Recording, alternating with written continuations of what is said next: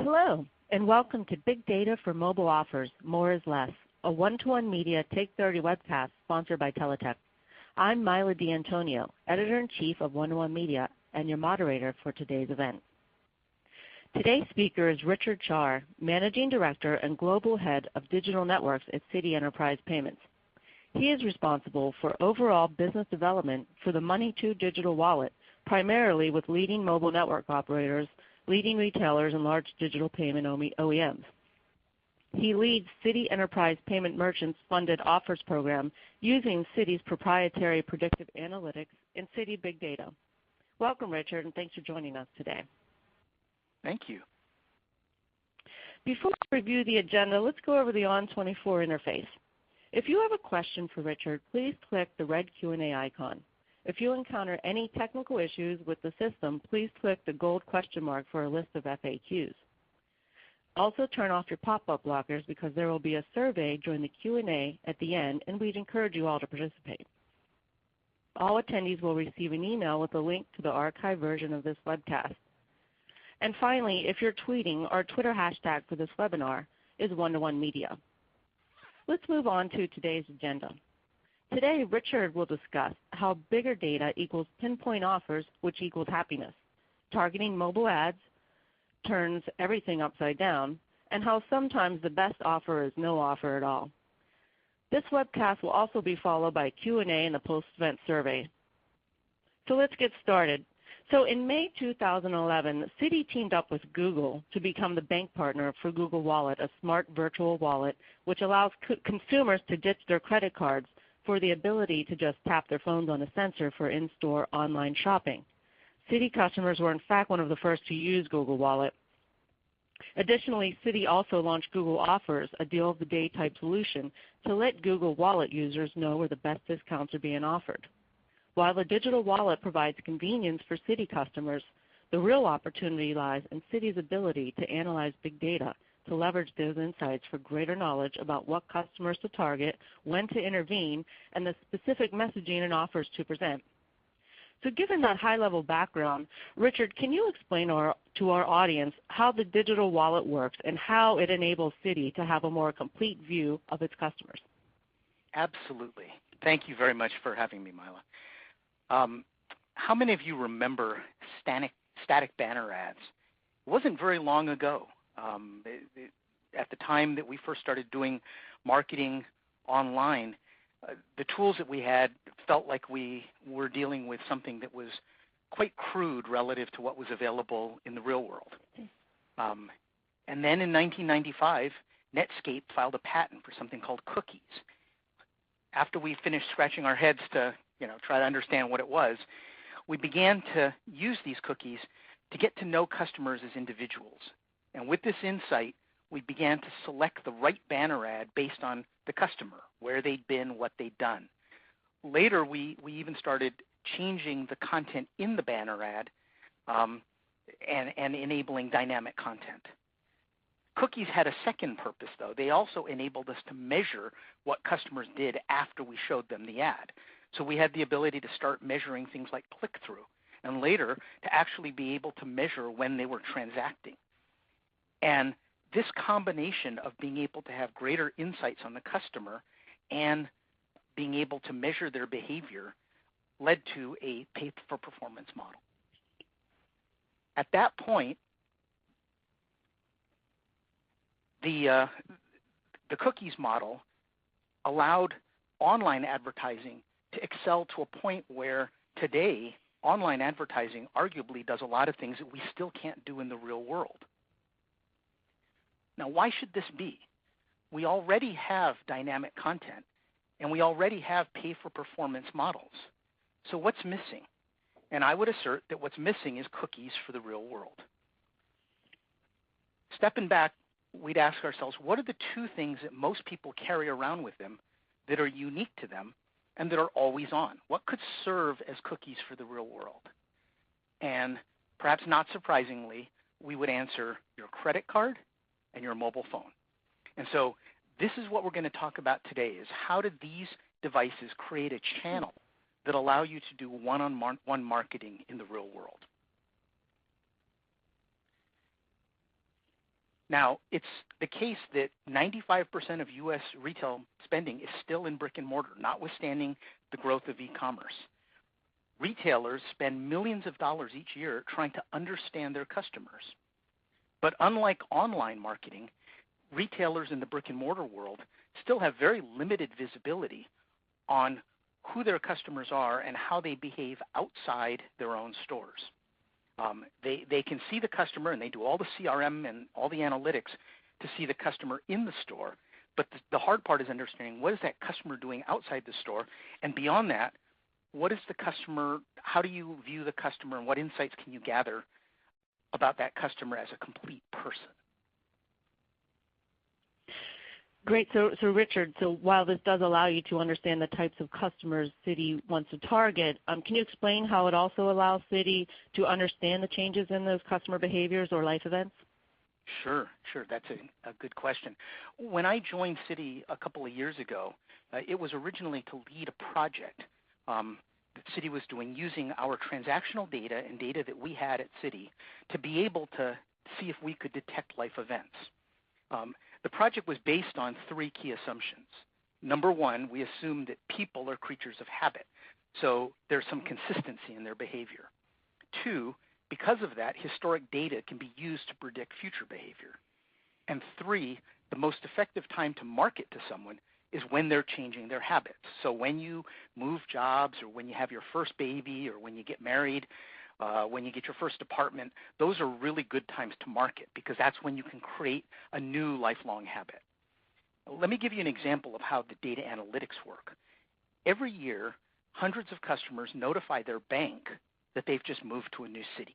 They do an address update, or they phone to ask where's the nearest branch in the new city. Using this interaction, we can look back at, we can segregate that group of customers that have identified themselves to us as having moved to a new city. And we can look backwards on their spending behavior to see if it changed at all in the months leading up to the move. We can build regression models that statistically model and identify the significant data elements that would allow us to predict if you see these data elements changing, there's a likelihood that this person is about to move. And then taking that regression model, you can then apply it against your entire universe of customers to be able to score customers on the likelihood that they'll move. And you can use predictive analytics to build models that keep a watchful view of the data to be able to score or identify people when you see those changes. That's an example of the analytics models that we use for predicting lifestyle changes. This all sounds complex, though. How does it all work, and what's involved? Okay. So first of all, there's a question of what data do we use, right? So it's a combination. It's transaction data that we have. It's public data that's available about that customer from public sources, like an Acxiom or an Experian. And it's merchant data that's available from a merchant with whom we might be working on a particular product. We then apply those scoring models, the regression models that I talked about, together with filters that we build to be able to do suppressions, and then together with triggers, statistical triggers that identify when that change in behavior or when the desired criteria are present. And using that, we then are able to deliver offers through multiple channels. So this is a good visual representation, I think, of how we would use big data analytics to deliver specific offers. Yeah, that really does help us to visualize the big picture. Richard, thank you for that. So all these channels are integral to engaging with the customers, but how are you specifically focused on the mobile channel? Well, it's interesting. When we started this, we actually started with email. And the challenge with email was that we were experiencing less than, as is typical, less than 10% open rates. And so here we are spending all this money building all these fancy models and all this fancy analytics, and then I felt like the mom of a bunch of picky eaters where we spent all this time and energy cooking this great meal, but nobody wants to try it. So we shifted our focus and we said, well, what's a device that has a sufficient novelty factor and where people are still kind of enchanted with new business cases? What else might we do? And that caused us to look at the mobile phone. There's no question the mobile phone is the most personal device there is. It's something you don't share. It's something that you have with you from pretty much the moment you wake up to the moment you go to sleep. It's always on. It always knows where you are and what you're doing, and it's armed with the channel that allows you to communicate with the consumer. It's always connected. In a survey done by Telnav in 2011, of the surveyed audience, 1/3 of the Americans surveyed said that they would rather give up sex for a week rather than give up their mobile phone for the same period of time. Now, we're not predicting or drawing any some conclusions from that other than the fact that obviously mobile phones are very powerful and very personal. And that was sort of an insight that we used to take what had been an email campaign and move it over to mobile to see if we could have a better result. As you'll see in this next slide, the way it works is that we actually use the mobile phone for all kinds of things. We allow it that we present the offers on the phone to the customer. We allow them to save their offers. We allow them to redeem their offers. And we allow them to express preferences about what kind of offers they want. And as well, the mobile phone tells us where you are, at what time of the day it is. It tells us when you use your wallet, what things you're buying. When you use the search capability, what things you're interested in. And that all helps us to be able to select better offers and present them at the most appropriate time to the customer. So, Richard, does this present any unique challenges? Yeah, it does actually. One of the first insights that we had as we were doing our initial pilot was that we were going to have to change our targeting algorithms. We hadn't realized this initially. As a bank, and as I'm sure most of the audience, the world we all live in, we normally start with an offer. So we work for a company that wants to sell more soft drinks, or we work for a hotel chain that wants people to buy more rooms. So we're starting with something that we're trying to sell, and then we go and look for customers to buy it. In the case of Citibank, historically we would have offers to do, mortgage refinancing or to do a balance consolidation on their credit cards, and we would be looking for which customers can receive this offer. When we got to the mobile world, we couldn't do that anymore because if we use that paradigm, what would happen is we'd be sending the customer hundreds of offers a day because the connection is always on, and we would be tempted to just spam that customer to the point where in very short order the customer would say, "This is crazy, I'm opting out." What we had to do instead was we had to change the paradigm upside down and say, we know that our customer is at this location, at this day of the week, at this time of the day. We know that this customer has behaved like this in the past. Now, let's go into the offer library and pick the one offer from the library that will have the highest likelihood of being redeemed by this customer right now. And as you might imagine, location has a lot to do with it, and the context and the behavior of what that customer was doing just prior to receiving the offer is very important, as well as who is the customer and what do they like and not like. And that ability of starting with the customer and then picking the right offer rather than starting with the offer and picking the right customer, it doesn't seem like that big a difference, but it actually has fairly significant implications for all the rest of how we do the analytics and the messaging. I'll go quickly over this next slide because there's a lot to it. These are some of the data elements that we use in targeting offers. So as I mentioned before, it could be location, it could be day of week, the seasons, it could be the weather in the location where the customer is at that moment. It could be information about the customer that we know about their age or their gender or how many children they have. Certainly it's preferences. If they tell us, I like Japanese food, send me Japanese food offers, we're going to be sending Japanese food offers. It's spend data in their historic relationship with us and its mobile app history as how they've used the mobile application. What terms have they searched? What things have they which offers have they saved? Which offers have they redeemed? All of that goes into a model which allows us to then see the customer as a unique individual. So that's a lot of data that Citi is analyzing. Richard, can you discuss with our audience how you put that into context to create individual customer profiles?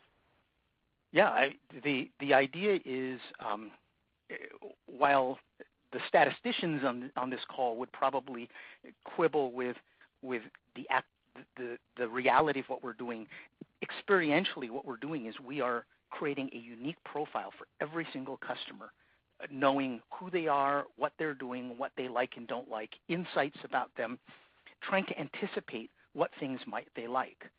And some of the common sense examples would be just because someone is in front of a bar, if it's a Friday night at 8 o'clock and they are a hipster that regularly goes out with friends, then by all means send them an offer to that bar.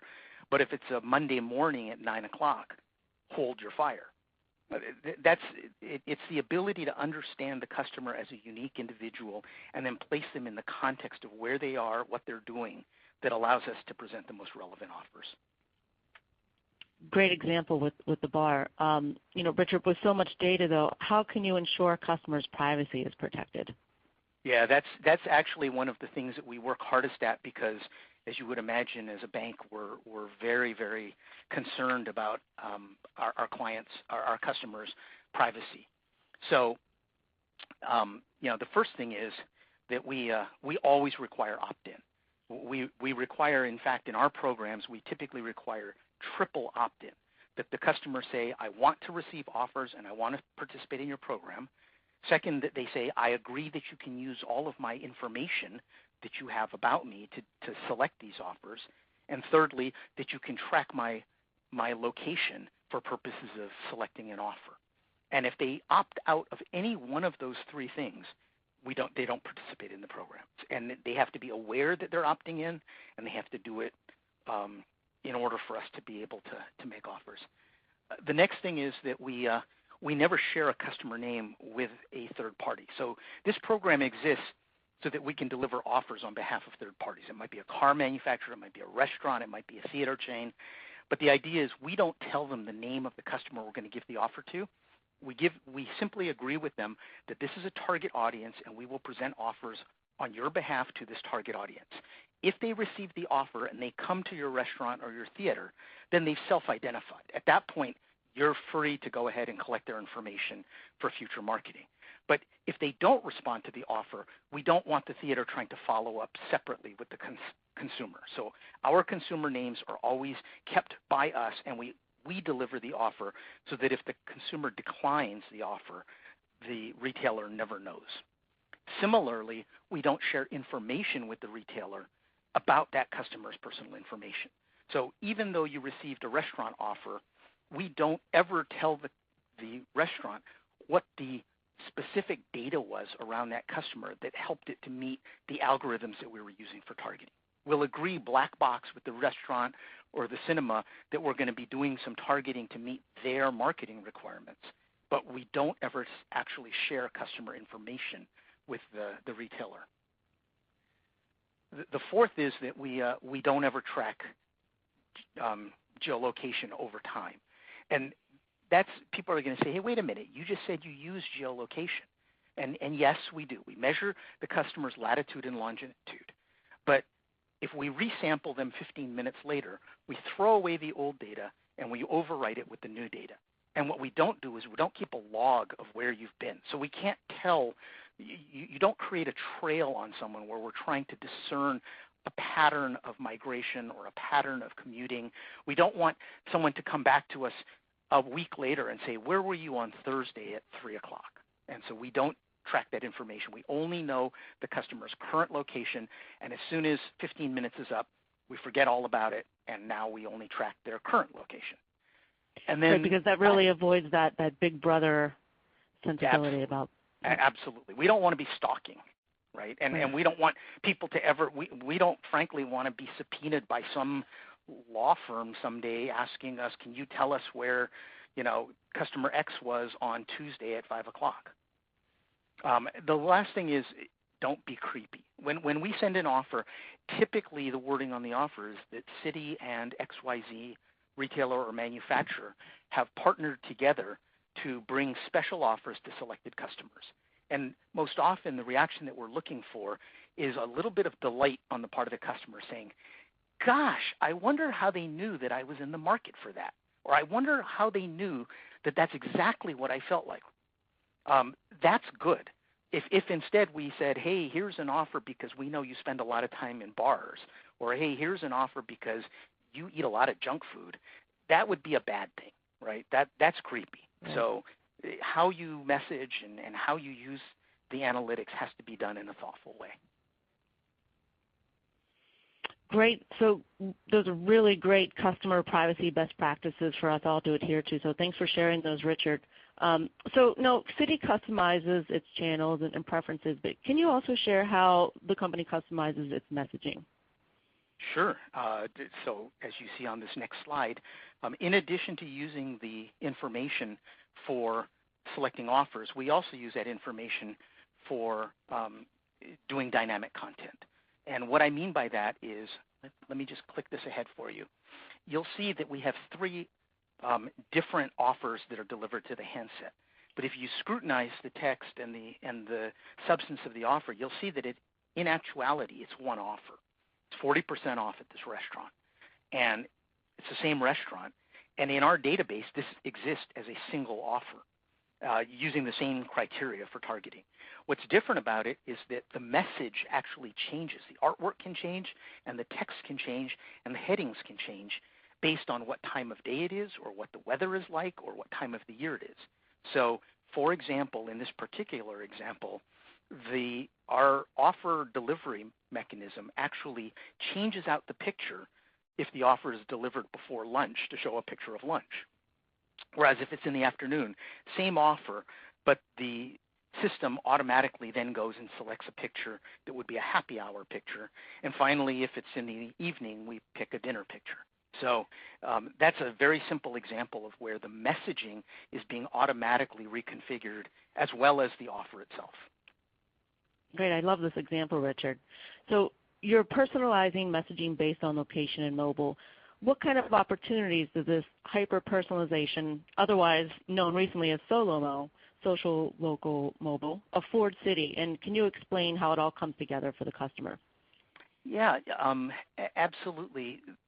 The SoloMo is something that I think all of us in marketing have taken as a bit of gospel. In many ways, it's just a convenient way of describing the things that we've always done.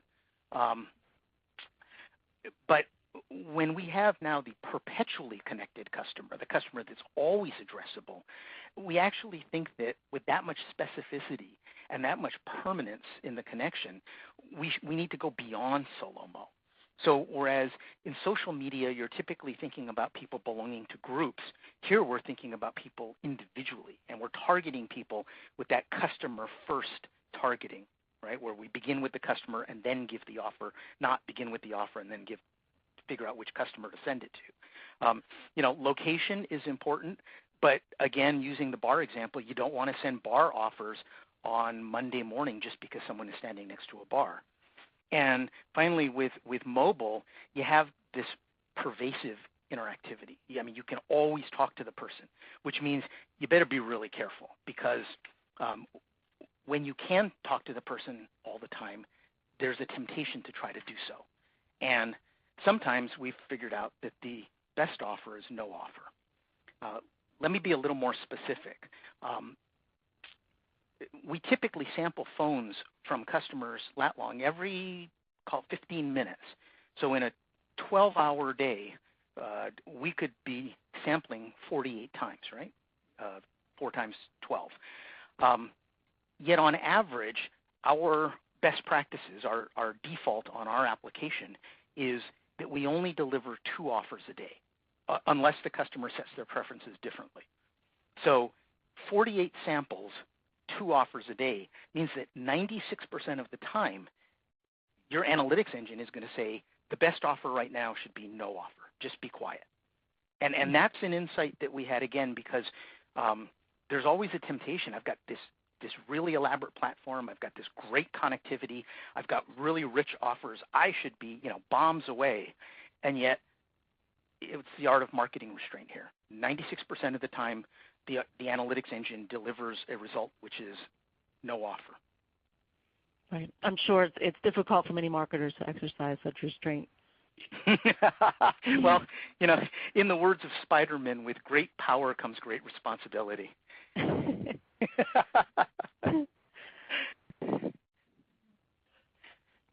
So let's pull it all together. We've got cookies for the real world. We've got the perpetually connected customer who's always addressable. We've got big data analytics, which allow us unprecedented reach for one-on-one marketing. And as a result of all of this, we bring it together in a mobile context, and customers receive unique, rich, relevant offers on which they can act with the greatest of ease. And it becomes win-win-win, right? Merchants win, sponsors win, and at the end, consumers win. And so that's the goal, is that we're trying to build an ecosystem where, combined with restraint, we can use analytics to deliver unique shopping and marketing experiences for consumers. Well said, Richard. Thank you so much. So it's time to kick off our Q&A session now. First, a few reminders. If anyone missed part of this presentation, all attendees will receive an email with a link to the archived version. I'd like to remind everyone about the survey posted during this next Q&A period. Please take a moment to participate. You'll need to turn off your pop-up blockers to enable that survey. Now let's begin the Q&A. To ask Richard a question, click the Submit Question bottom in the lower section of your presentation window. If we don't get to your question, we'll email you a response. So let's go to our first question. It's from Arthur Wallace. Richard, is there any mechanism such as surveys to gauge customer reaction and sentiment to these offers? Yeah, we actually work with some of our vendors to do some surveys or to do some follow-up with consumers to get their feedback. So there is definitely that kind of out-of-band checking. But I would say even more than that, we can tell once an offer goes out, we can tell immediately if the offer has been saved or not, and then subsequently if it's been redeemed or not. And so in many ways, the best feedback you can have is high save rates and high redemption rates. And we make that information known to our merchants on an aggregated basis.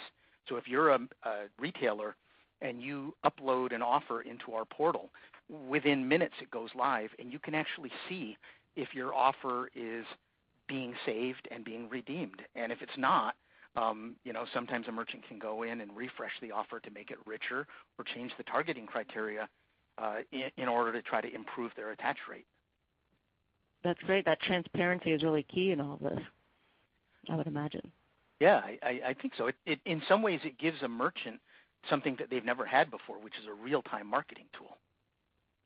Definitely. Richard, we have time for one more question. An audience member would like to know what's next. How do you plan to evolve this strategy that's in place? Okay, well, everything that I've talked about today is done without any integration to the merchant point of sale, and that was done on purpose. It was done so that merchants could sign up and participate without having to go in and have us rewire their cash registers. So it's all done in the background. But as you would imagine, there are some retailers that would want an even deeper experience for their consumers and are interested in ingesting APIs from our application to be able to have a direct integration between their point of sale or their CRM and our offer platform. And so those are some of the things that we're looking at on a go-forward basis. Great. Thanks so much, Richard. And to everyone for joining us today, thank you as well. Unfortunately, we're out of time, so any unanswered questions will be addressed via email. This concludes Big Data for Mobile Offers, More is Less, a one-to-one media Take 30 webcast sponsored by Teletech. On behalf of the entire team, thanks for attending and have a great day.